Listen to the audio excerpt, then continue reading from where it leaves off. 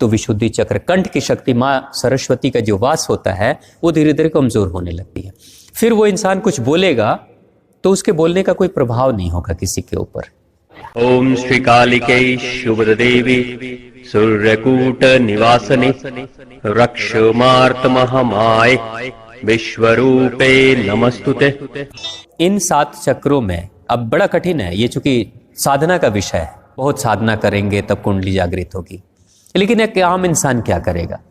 घर परिवार गृहस्थी तो छोड़ सकता नहीं, साधना के लिए समय मिलता नहीं, फिर करे तो करें क्या? शुरुआत कैसे करें? बहुत आसान है, बस छोटा सा एक अभ्यास शुरू करेंगे। क्योंकि सारे जो चक्र हमारे 7 हैं, 7 चक्र के अलग अलग गुण धर्म है। उन 7 चक्र के गुण धर्म को समझ लेंगे तो उसके अनुसार से जीवन को जीना आसान हो जाएगा। सबसे नीचे का जो चक्र है वो तो मूलाधार चक्र है। मूलाधार चक्र तो प्रकृति स्वतः जागृत कर देती है सभी की, और मूलाधार पे हम हैं। लेकिन उसके बाद स्वादिष्ठान चक्र आता है। स्वादिष्ठान चक्र से आपकी आध्यात्मिक यात्रा की शुरुआत होती है। अब स्वादिष्ठान चक्र मतलब जिसमें आपका मन लगता है, जिस कार्य में, उस कार्य को करिए संकल्प के साथ। डिसाइड करिए पहले, मुझे आज ये काम करना है। जैसे आप बैठे हैं और आपने सोच लिया कि माला फेरना है, 101 माला फेरना, तो 101 माला फेरने का संकल्प ले लीजिए। अब उस 101 माला फेरने का जैसे ही आप संकल्प लोगे, उसी समय कोई काम याद आएगा और लगेगा कि ओह, इस समय तो वो ज्यादा महत्वपूर्ण काम है, उसको कर लेते हैं। लेकिन नहीं, मैं करूंगा, पूरा करके ही उठूंगा, काम चाहे कितना। वो जो बीच में काम याद आ रहा है ना, वो कोई और नहीं, आपका मन ही याद दिला रहा है। मन के षड्यंत्र हैं ये सब, ये मन की माया है। मन विचलित कर देगा। अगर आपने बीच के उन बातों को सुनकर, सोचकर और चल पड़े, अपने काम को आपने छोड़ दिया, तो आपका संकल्प कमजोर होगा, आपका स्वादिष्ठान चक्र कमजोर हो जाएगा। संकल्प की शक्ति से चक्रों की शक्ति बढ़ती है। संकल्प कमजोर होने से चक्रों की शक्ति कमजोर होती है। तो सबसे पहले स्वादिष्ठान चक्र, जिस कार्य में रुचि है उसको आप करें, जो निर्धारित किया उसको पूरा करें, और जब वो काम पूरा हो जाएगा तो थोड़ी देर बैठें। इसमें भी ध्यान का अभ्यास कर सकते हैं। कोई काम आपने लिया, टास्क पूरा हो गया, बैठ जाइए, आंखों को बंद कर लीजिए। जहां पे भी हैं आंखों को बंद कर लीजिए। महसूस करिए कि कितना अच्छा आपको लग रहा है। आपने एक टारगेट निर्धारित किया था और उस टारगेट को आपने पूरा कर लिया। आप देखिए कितनी खुशी आती है। कई बार महसूस आपने किया होगा। आंखों को बंद करके लोग कहते हैं, ओह, आज मैंने पूरा कर लिया। बहुत लोगों को मैंने देखा, वो बेचैन हो जाते हैं। किसको कहूं इस खुशी को कि आज मैंने ये पूरा काम कर लिया अपना। बेचैनी होती है। लेकिन नहीं, वो जो खुशी है ना, उसी खुशी को महसूस करिए, उस आनंद को महसूस करिए, क्योंकि आनंद से आनंद बढ़ता है। जैसे ही आनंद है, और स्वादिष्ठान आनंद का चक्र, चंद्रमा का मन की खुशी से गहरा संबंध है। तो संकल्प के पूरा होने के बाद जो खुशी मिलती है उसको महसूस करिए। आंखों को बंद करके धीरे धीरे स्वादिष्ठान चक्र आपका सक्रिय होने लगता है। अब स्वादिष्ठान जब सक्रिय होगा तो क्या होगा? यहां खुशी हुई स्वादिष्ठान पे, तो स्वादिष्ठान को आधार देने वाला, शक्ति देने वाला जो है वो मूलाधार चक्र। मूलाधार चक्र मजबूती प्रदान करेगा।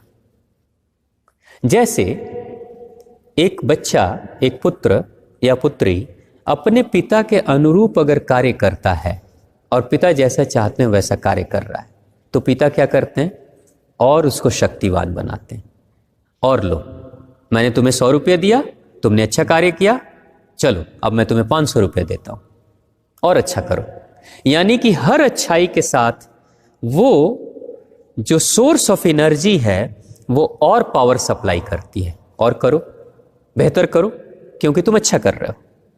तो हमें क्या होगा कि स्वादिष्ठान से हमने जब अच्छा करना शुरू कर दिया, मन लगा के करने लगे, संकल्प पूरे करने लगे, बस मूलाधार से ऊर्जा मिलने लगेगी। नींव मजबूत होनी शुरू हो गई। अब नींव मजबूत होगी तो क्या होगा? जो ऊर्जा सबसे नीचे है वो जब ऊर्जा खुश हो जाएगी और संकल्प की तरफ खुश होगी, तो धीरे धीरे ऊर्जा बढ़ने लगेगी। ऊर्जा बढ़ने लगेगी। अब जब ऊर्जा बढ़ेगी मूलाधार की तो क्या होगा, उसके ऊपर जो तीसरा चक्र है मणिपुर चक्र, यहां सूर्य का वास होता है। नाभि चक्र सूर्य का वास होता है। सूर्य स्वतः जागृत होगा अपने आप। एक दूसरे से सब लिंक्ड है। जैसे पिताजी खुश हैं घर में तो घर की माताजी को खुशी मिलेगी, और घर की माताजी अगर खुश हैं तो बच्चों की कम पिटाई होगी और बढ़िया स्वादिष्ट भोजन मिलेगा। एक की खुशी से बच्चों तक खुशी ट्रांसफर हो रही है, और अगर माताजी खुश हैं, पिताजी खुश हैं, बच्चे भी खुश हैं तो पड़ोसियों से झगड़ा नहीं होगी, लड़ाइयां नहीं होंगी। ये अच्छाइयां भी ट्रांसफर होती हैं, बुराइयां भी ट्रांसफर होती हैं। तो हमने अच्छा किया स्वादिष्टान के साथ तो मूलाधार खुश हो गया, मूलाधार अच्छा हो गया, स्वादिष्टान अच्छा, तो स्वतः नाभि चक्र यानी सूर्य खुश हो गया। अब सूर्य खुश हो गया तो सूर्य क्या करेगा, खाना जो खाएंगे वो पचाएगा, अग्नि बढ़ेगी। सूर्य ठीक होना मतलब अग्नि बढ़ा, अग्नि बढ़ना मतलब सक्रियता, मेहनत, कर्मठता, संकल्प की शक्ति और बढ़ जाएगी। छोटा टास्क आपने किया और पूरा कर लिया, संकल्प की शक्ति बढ़ी, लेकिन एक टास्क पूरा करते ही दूसरी बार फिर शक्ति थोड़ी और बढ़ेगी और साहस से काम करोगे, मणिपुर और मजबूत हो जाएगा, पाचन क्रिया ठीक हो जाएगी, पेट के हिस्से की जितनी समस्याएं हैं पेट से संबंधित वो धीरे धीरे खत्म होना शुरू हो जाएगा। तो स्वतः ये हुआ। अब जो नाभि चक्र मजबूत हो गया, सूर्य मजबूत हो गया, तो होगा क्या, आपने देखा होगा भगत सिंह की उम्र 23 साल, सुखदेव राजगुरु 23 साल, 24 साल, 25 साल, लक्ष्मीबाई 20 साल, 22 साल, तात्या टोपी बहुत कम उम्र। जितने भी भारत के महान स्वतंत्रता संग्राम सेनानी हुए वो ज्यादातर कम उम्र के लोग हुए। और आज भी किसी नौजवान से जो किसी स्कूल कॉलेज में पढ़ाई कर रहा है, अगर उससे आप पूछोगे कि आप क्या करना चाहते हो, तो नौजवानों में ज्यादातर देश और समाज के प्रति भक्ति के भाव रहते हैं और सेवा के भाव रहते हैं। वो कहता है मैं समाज सेवा करना चाहता हूं, मैं अपने राष्ट्र की सेवा करना चाहता हूं, मैं दूसरों की मदद करना चाहता हूं। ये एक नौजवान कहता है और प्रेरित भी होता है। इसलिए भगत सिंह, सुखदेव, राजगुरु फांसी पे चढ़ जाते हैं, लेकिन परवाह नहीं है, क्योंकि राष्ट्र की सेवा होनी चाहिए। आखिर नौजवान क्यों इतने राष्ट्रभक्त होते हैं, क्यों? जैसे महात्मा गांधी के करोड़ों अनुयायी थे, सुभाष चंद्र बोस के करोड़ों अनुयायी थे, लाखों में अनुयायी उनके, 70,000 तो उनके सैनिक ही थे। ये कौन है? नौजवान है। नौजवान मरने मारने के लिए तैयार हो जाते हैं, वो अपनी जान की भी परवाह नहीं करते। क्यों? क्योंकि सबसे ज्यादा सूर्य ही प्रखर होता है, अग्नि बढ़ी हुई है, बहुत तेज है, बहुत शक्ति है। अब इतनी शक्ति है, इतनी गति है उनमें कि वो सामने अगर कोई गड्ढा भी हो तो फानने में उनको देरी नहीं लगेगी, परवाह नहीं है इस बात की, क्योंकि ऊर्जावान है। तो जिसकी शक्ति बढ़ी हुई रहती है वो परवाह नहीं करता है, क्योंकि बहुत पैसा है ना।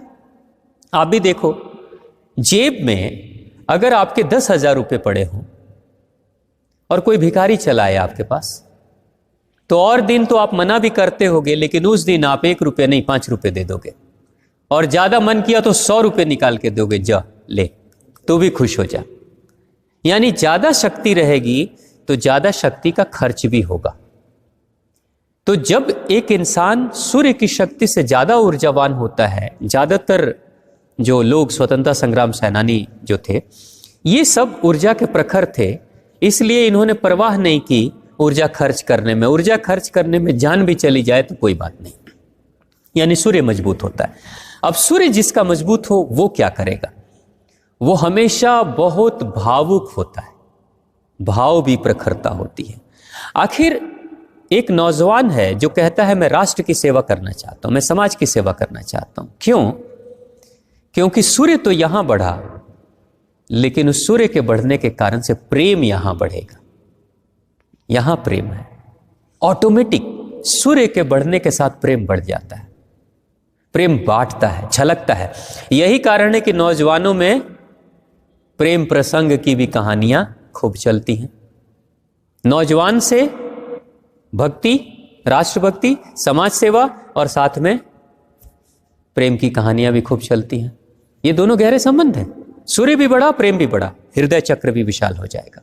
सूर्य बढ़ेगा तो हृदय चक्र, जिसका पेट खराब होगा आप देखिएगा उस इंसान के जीवन में भी प्रेम की कमी होगी, उत्साह की कमी होगी। वो नहीं करेगा, वो क्या प्रेम करेगा, तो अपने ही वो दुनिया में दुखी है, ना उसका खाना पचेगा, और उससे आप बड़ी बातें करोगे, कहोगे छोड़ो ये सब बातें, फिजूल की बातें, नहीं करेगा। तो यहां से ऊर्जा जब बढ़ेगी तो ऑटोमेटिक ऊर्जा ऊपर आएगी हृदय चक्र पे, और हृदय चक्र पे जब ऊर्जा आएगी तो प्रेम ज्यादा बढ़ेगा और करुणा से बढ़ेगा और दूसरों के कल्याण के लिए सोचेगा। अब जब ऊर्जा यहां पे चली आएगी तो फिर नेक्स्ट जो चक्र है विशुद्धि चक्र, गले का जो चक्र है, जो इंसान साहस से भरा है, जो इंसान मन लगाकर काम कर रहा है, जिसका सूर्य प्रखर है, जिसका हृदय चक्र खुला है, वो जल्दी साहस से बोलेगा भी, वो फिर झूठ नहीं बोलेगा। वो झूठ बोलने पे या गलत पे विरोध प्रदर्शन करेगा, खड़ा हो जाएगा, नहीं गलत हो रहा है। हैदराबाद में गलत हुआ तो गलत हुआ, खड़े हो जाएंगे नौजवान, विरोध करो, क्योंकि झूठ उनको बर्दाश्त नहीं। विशुद्धि चक्र तो जिसका सूर्य प्रखर होता है, जिसका हृदय चक्र जगा होता है, वो झूठ भी नहीं बोलता है, वो सत्य वचन पे भरोसा रखता है। सत्य बोलो और सीना चौड़ा करके रहो, झूठ बोलो झुक के रहो, सत्य बोलो फक्र से रहो। तो विशुद्धि चक्र भी, यानी कि जो इंसान झूठ बोलता है उसकी विशुद्धि चक्र धीरे धीरे कमजोर होने लगती है। यहीं पे है स्थिति, हमारी जो कुंडलियों की शक्ति कमजोर होगी जब झूठ बोलेंगे तो विशुद्धि चक्र, कंठ की शक्ति, माँ सरस्वती का जो वास होता है वो धीरे धीरे कमजोर होने लगती है।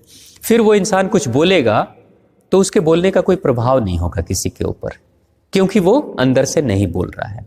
अब जब विशुद्धि चक्र मजबूत हो गई, सत्य से विशुद्धि चक्र मजबूत होती है, प्रेम से हृदय चक्र मजबूत होता है, बेहतर पेट से सूर्य चक्र मजबूत होता है, प्रेम से काम करने से स्वादिष्टान चक्र मजबूत होता है, संकल्प की शक्ति से मूलाधार सक्रिय हो जाता है।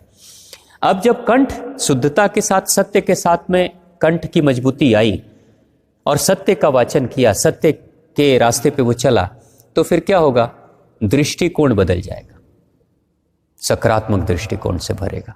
यही है दृष्टि त्रिनेत्र, और त्रिनेत्र की दृष्टि उसकी अच्छी होगी, वो नेक सोचेगा, अच्छा सोचेगा, बेहतर दृष्टिकोण रखेगा, छल कपट की भावनाएं नहीं रखेगा। अब जब यहां पे जब ये भी हो गया, दृष्टिकोण भी बेहतर हो गई, तो स्वतः जो भगवान का केंद्र है उस दिशा में तो बढ़ ही जाएगा, और अपने आप होता है। इतना तक हमें करना है, अगर हम कुछ ना करें, सिर्फ दिल तक पहुंच गए ना, तो बाकी तो ये प्रकृति भी करा देती है। सबसे नीचे की जो यात्रा है वो मूलाधार पे, वहीं से संकल्प और वासना, या तो वासना में डूबो या संकल्प बढ़ के थोड़ा एक बार आगे, एक थ्रस्ट मार के ऊपर बढ़ो। जैसे हवाई जहाज है, रनवे पे दौड़ रहा है, लेकिन ठीक उड़ने से पहले वो एक थ्रस्ट मारता है, तेज झटके से वो जमीन छोड़ देता है और हवाओं में तैरने लगता है। बस यही करना है, एक बार इरादा तो करें, स्वतः हमारी यात्रा, ऊर्जा ऊपर की तरफ बह जाएगी। ऊर्जा बहे जा रही है, गंगा की तरह बहे जा रही है, हमने एक नहर बना देना है। अब वो गंगा नहर में बहेगी, जिस दिशा में ले जाएंगे उस दिशा में गंगा बहेगी। तो ये सारी ऊर्जाएं उठती हैं, लेकिन अब ऊर्जा उठेगी तो उठेगी कैसे? हमें मूलाधार से सहस्त्रार्थ तक ऊर्जा पहुंचानी है। हम एक टंकी की तरह हैं, पानी हम भर रहे हैं, लेकिन नीचे मूलाधार पे लीकेज वासना में ऊर्जा बहे जा रही। रामकृष्ण परमहंस जी बड़ी अच्छी बात कहते थे। लोगों ने जब उनसे पूछा कि गृहस्थ अच्छा है कि सन्यास अच्छा है, सन्यास्त अच्छा है या गृहस्थ अच्छा है, उन्होंने कहा कि दोनों अच्छे। तो वो बता रहे हैं कि आखिर गृहस्थ लोग क्यों नहीं कर पाते हैं साधनाओं को। तो उन्होंने बोला कि उनके पास ज्यादा संभावनाएं करने की, समस्या एक और है कि उनके पास वासना में उतरने के भी संसाधन बड़े उपलब्ध रहते हैं, जिसके कारण से ऊर्जा उनकी बहते रहती है। जब थोड़ी सी साधना करते हैं, जब थोड़े से उस मार्ग पे चलते हैं और ऊर्जा जब बढ़ती है, और जब शक्ति बढ़ी तो फिर शक्ति बर्दाश्त नहीं हुई, ऊर्जा खर्च कर देते हैं, फिर से उसी जगह पे पहुंच जाते हैं। यानी हालत वैसे ही है कि जैसे चिकने खंबे पे कोई बंदर छलांग मार के ऊपर जा रहा है, फिर स्लिप करके नीचे उतर जा रहा है। तो प्रयास तो करते हैं, लेकिन फिर से वहीं पहुंच जाते हैं। तो बस एक संकल्प करना कि संकल्प किया, एक बार बढ़ गए, ऊर्जा बचाते रहें। ऊर्जा बचेगी तो ऊर्जा बढ़ेगी, बस एक ही नियम। फिर कुंडली जगाने के लिए सोचने की जरूरत नहीं, ऊर्जा बचा लो, ऊर्जा तो बढ़े। अब ऊर्जा बढ़ेगी, जैसे अलग अलग पॉइंट है। मान लीजिए मूलाधार पे हमने ऊर्जा को बचा लिया, हमने व्यसन में, वासना में हम ऊर्जा को नहीं बहने दे रहे, ऊर्जा बढ़ेगी, नीचे से ऊपर की तरफ उठेगी, तो मूलाधार से ऊर्जा उठेगी तो स्वादिष्ठान को शक्तिशाली बना देगी, स्वादिष्ठान से ऊर्जा उठेगी तो मणिपुर को बना देगी, फिर हमारे हृदय चक्र, फिर हमारी विशुद्धि चक्र, फिर आज्ञा चक्र, फिर सहस्त्रार्थ। स्वतः जैसे घर का, परिवार का एक सदस्य अगर आमदनी करेगा तो माता पिता भी अच्छे हो जाएंगे, पत्नी भी अच्छी हो जाएगी, भाई बहन भी अच्छे हो जाएंगे, नौकर चाकर भी अच्छे हो जाएंगे, और नौकर का परिवार भी अच्छा हो जाएगा। स्वतः एक की आमदनी से सबकी आमदनी बढ़नी शुरू हो जाती है। तो बस एक काम, अब शुरू कहाँ से करें? संकल्प करें, निश्चित करें मुझे क्या करना है, और उसको उस समय तक न छोड़े जब तक कि वो काम पूरा ना हो जाए। एक ही छोटा सा मूल मंत्र। और दूसरी चीज, जो जल का प्रयोग मैं कहता हूं, सवेरे सुबह उठते ही शौचालय जाने से पहले 1.25 लीटर पानी पीना है, जिनकी उम्र 15 से ऊपर की हो गई है। हल्का गर्म गुनगुना पानी पीजिए और तब शौचालय जाइए। पेट की जो सफाई होगी, पेट की सफाई के साथ में आपका जो मूलाधार चक्र है वो मजबूत होगा। जब आपने 1.25 लीटर पानी पिया तो जल की मात्रा बढ़ी, और जल का केंद्र स्वादिष्ठान होता है, स्वादिष्ठान भी मजबूत हो गया। और आप देखते हैं कि जो लोग 1.25 लीटर पानी का प्रयोग करते हैं, जब 1.25 लीटर पानी पीकर पेट की उनकी बेहतर सफाई हो जाती है, कुछ ही देर के बाद उनको भूख लग जाती है। कभी महसूस किया आपने? सुबह जल्दी भूख लगती है। मुझे पूरा अनुभव भी है। अनुभव है ना? अच्छा लगता है। अब देखिए भूख कैसे लगी, इसका मतलब आपका सूर्य प्रखर हो गया, ऑटोमेटिक सूर्य का केंद्र बढ़ गया, भूख लगती है।